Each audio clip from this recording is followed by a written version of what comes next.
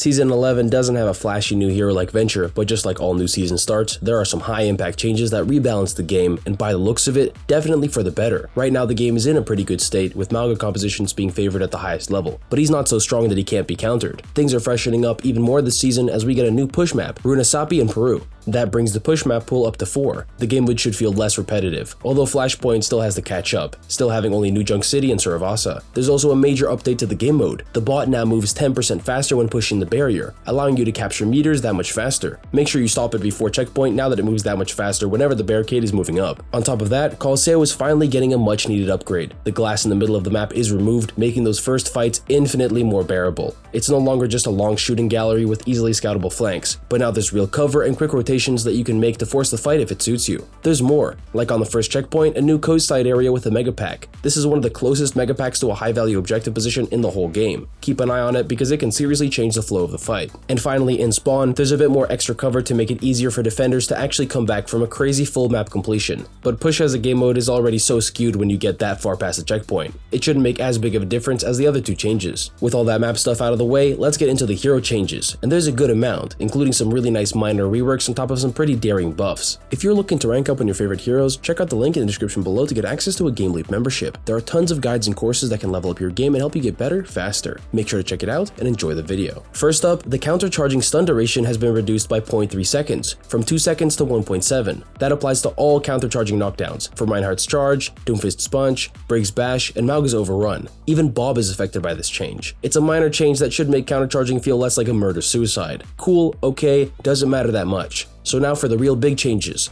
First up are the tanks, and D.Va is getting some really decent upgrades after being a mediocre pick for a while, even from before the armor changes. Her shotgun spread has been reduced by exactly 10%, from 3.75 to 3.375 degrees. This should help a lot with winning duels fast against squishies, since her tank damage has been totally shafted after the armor change. She may have the most armor in the game herself, but she also deals the max 50% reduced damage to it. On top of killing squishies faster, she'll also be even more dominating against the tanks with no armor. Doomfist, Junker Queen, and Roadhog will have an even tougher time facing her with her effective range slightly improved. On top of that, her booster damage has been upgraded, further increasing her burst combo's potential. It's a small plus 10 damage for a total of 25, but it keeps her up to speed after the Season 9 health overhaul. A lot of heroes are still behind, so it ends up mattering quite a bit.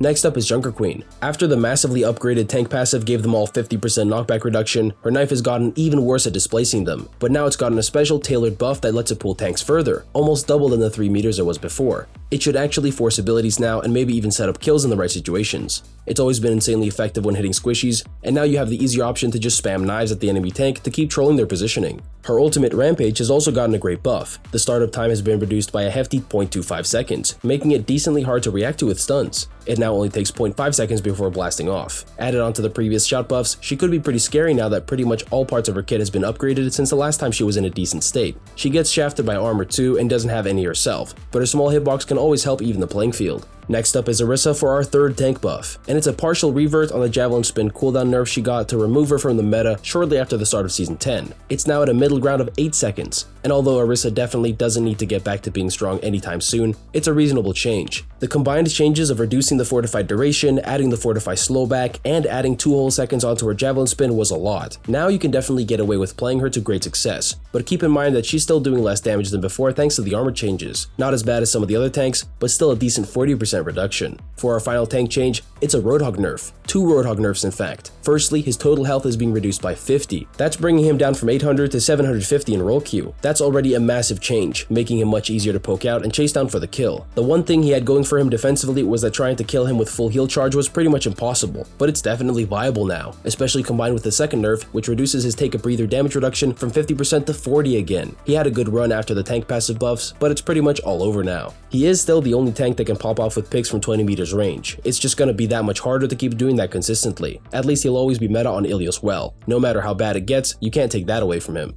Onto the DPS changes, starting with Cassidy. We expected the return of Flashbang in Overwatch 2 form, but he's got some crazy Deadeye changes too. But firstly, his hindering grenade is gone. replaced by hindering flashbang. It works exactly as it did in Overwatch 1, except that it applies a hindering effect instead of a stun. The cooldown is still at 12 seconds, and the hinder effect is combined with 45 explosive damage with no fall off. And the movement speed debuff has been increased from 30% less to 50% less. And there's even more. You can't crouch while affected, so for the 1.2 second duration, you're massively slowed, with all movement abilities silenced, wide open for the 2-tap kill. That's already a monumental change, which I would definitely say is for the better. Even with the reduced range, it's more consistent and way easier to hit. He's an even harder counter against Doomfist now, and with the 50% slow, he's a hard counter to anyone who can't block or dodge instantly. He's not getting pure upgrades in consistency though. His Fan the Hammer is getting a slight damage nerf, now at 45 damage per bullet as opposed to the previous 50. His primary fire burst is what's really making him strong now, so that shouldn't matter too much. What will matter a lot more though is the nerf to his combat roll's damage reduction. After being a disgusting 75% for a few seasons now, it's being reined back to 50. He can still comfortably tank Pulse Bomb, but he won't be able to shrug it off as easily anymore, and that applies to other high damage bursts as well. And finally, for one of the most innovative changes we've seen in a while, Deadeye's movement speed and damage reduction now scale with time.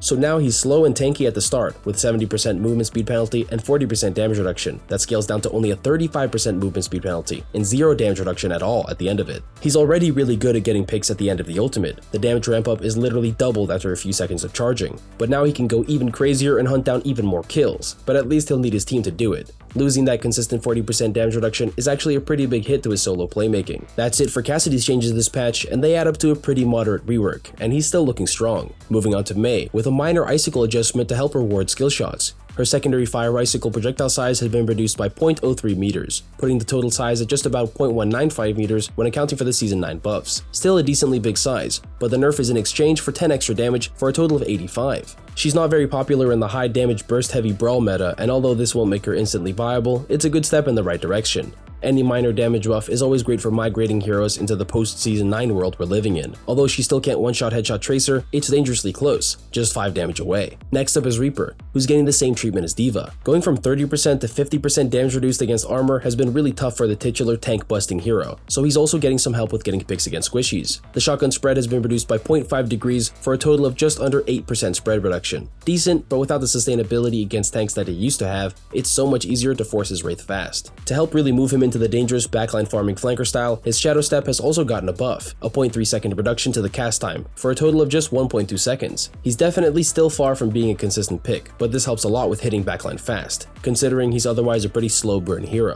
We're not done with wild reworks nobody could see coming, because Sojourn's also getting a decent overhaul. Her railgun shot now scales from 0 to 100 instead of 30 to 130. Seems like a pretty nasty nerf, and although it'll definitely affect her burst potential, her primary fire bullets fire 14% faster for increased DPS and increased railgun charge rate, now at 16 shots per second from the previous 14. Her normal railgun shots now also pierce through players. It's no longer limited to just her overclock. Even though her burst damage is a major reason why she's played and reducing that total burst will definitely affect her negatively, she should still be fine, although she might slip far out of the meta while remaining a reliable high damage playmaking pick. To make up for her nerfed rail damage, her overclock charges rails 20% faster, but it's definitely going to be a lot less impactful now that you need at least 3 rail shots to kill squishy targets. Moving on to Symmetra.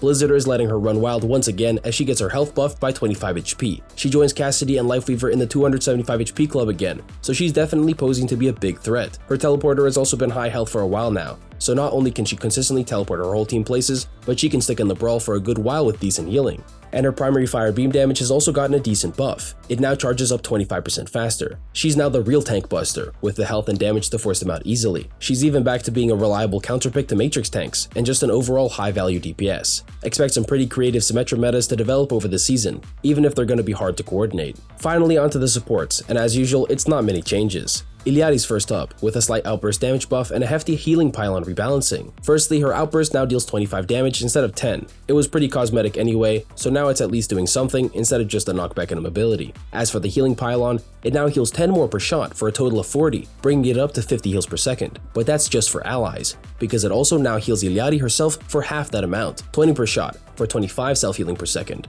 This should make her a lot less of a solo bolo pick. You're better off supporting your team with the pylon now, and it's even got 25 increased HP to make it better overall. It's definitely a net buff considering how busted her pylon was when she launched. High automatic healing output is always going to be really annoying to deal with. For the final change, it's a couple of long-awaited Kiriko nerfs. Swift Step's cooldown has finally been nerfed by 1 second from 7 to 8. Considering that it's an instant teleport with a crazy high range, it's a wonder this didn't happen sooner. It's still going to be really difficult to catch her, but over-aggressive Kirikos could find themselves getting their abilities forced way too much when setting up close to the enemy team. And for the final change, her Suzu no longer cleanses knockdown stun effects. This applies to most notably Reinhardt's Earth Shatter, but also Mauga's Overrun knockdown and Sigma's Accretion stun. This nerf is a big reason as to why the countercharge duration was reduced, considering that it now can't be cleansed at all.